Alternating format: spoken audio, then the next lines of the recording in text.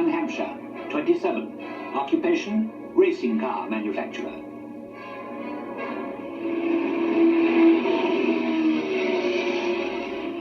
This chassis is the brainchild of a four-man syndicate.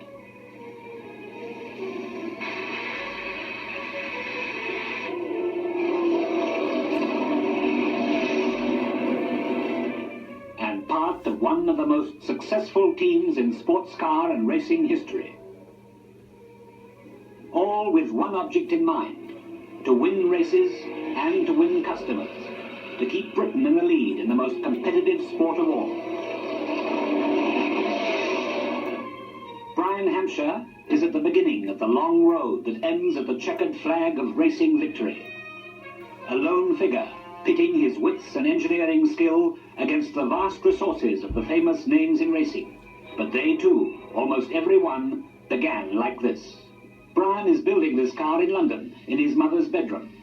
But however much you do yourself, it takes money. Brian Hampsheir's capital came from tragedy. He was set upon in the street by thugs and badly beaten up.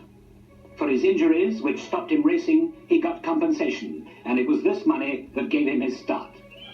So far, he has spent 6 months and £1,700 on this Formula 4 car, the Bryham, from his name, Brian Hampsheir. Very little of the car is standard. It's more his own manufacture than the majority of vehicles that find their way onto the track. The Piper. From original drawings, a plaster model is made, sectioned up to scale, a pattern which becomes the fiberglass shell of the car. Piper have reached the next stage of the race to the start, one beyond Brian Hampsheir. A syndicate of 4, based at a garage in Hayes, Kent, they're in their second year and have already sold 6 cars, including one to the States.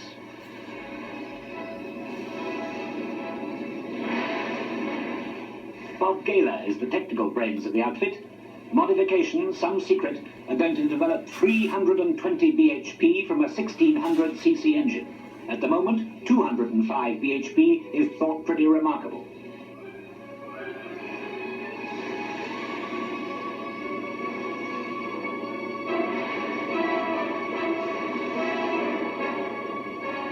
Designer Tony Hilda is also doing revolutionary things. Here he's at work on the body of the road and racing GT car. Production of this model may soon mount to more than 1 per week. Good going in a year.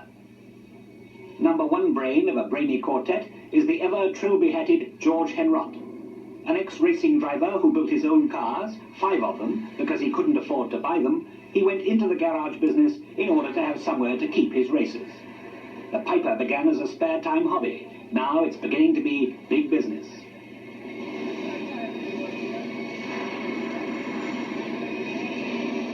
Not yet, though, anywhere near as big as Lotus, one of the shining success stories of British racing, and essentially the brainchild of one man.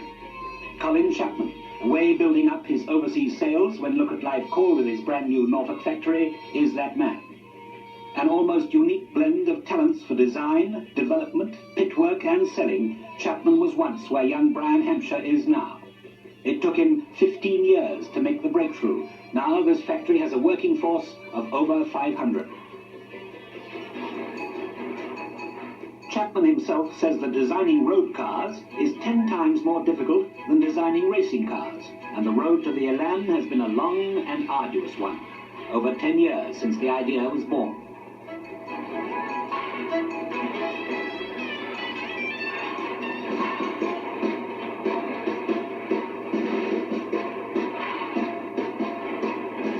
But it's racing that brings the fame that nets the fortune. And replacing the racing version of the Elan is the Mark 47, which got off to a flying start by winning its first race.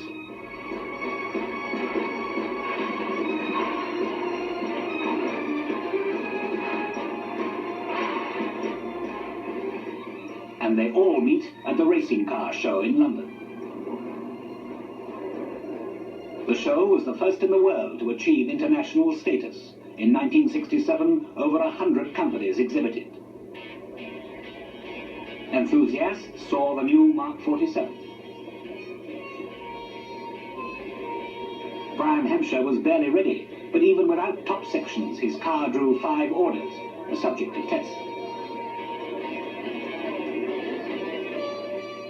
Piper did well with over 500 serious inquiries and a dozen orders before the car was even finished.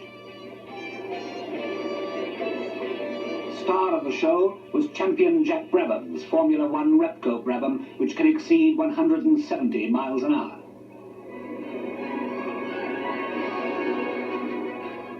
A Lotus customer tries out his new car for size.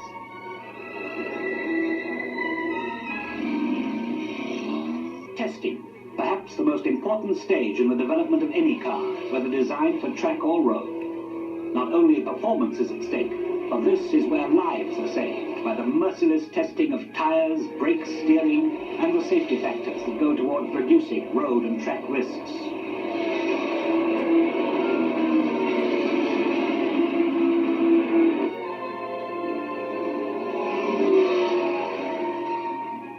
Henroth's precious single-seater Formula 3 racer starts off for a testing session.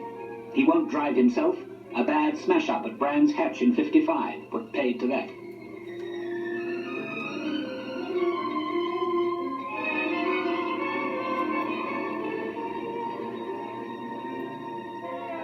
So hang on behind ex-Autosport champion Sid Fox as he calls the tune for the Piper.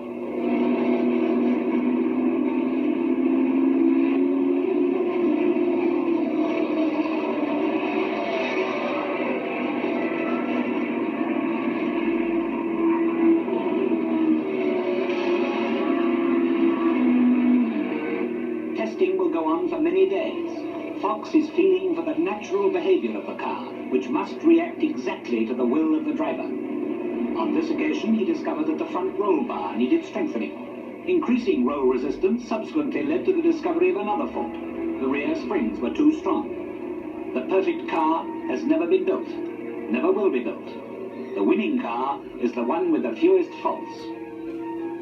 Car racing has become one of the most popular spectator sports in the world. But, as we've seen, the race itself is only the tip of the iceberg. The greatest part of the race has been won or lost before the fans arrive.